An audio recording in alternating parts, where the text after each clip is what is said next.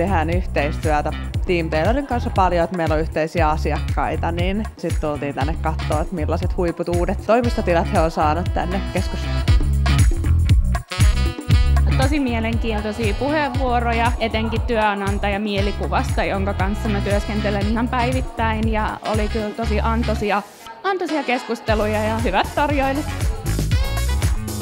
No itse asiassa nuo teemat, jotka oli nostettu siihen paneelikeskustelun aiheeksi kokonaisuutena, mun mielestä oli sellaisia, jotka on niinku ajankohtaisia ja tärkeitä tällä hetkellä. Ja itse erityisen kiinnostunut oltu tekoälystä ja siitä, että kuinka paljon omaa työtänsä voi helpottaa jatkossa sitä käyttämällä.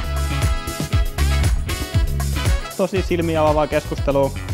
Tekoälyn tulo maailmaan ja rekrytointikenttä on tosi mielenkiintoinen, miten se tulee mullistamaan, just niin kuin puhuttiin.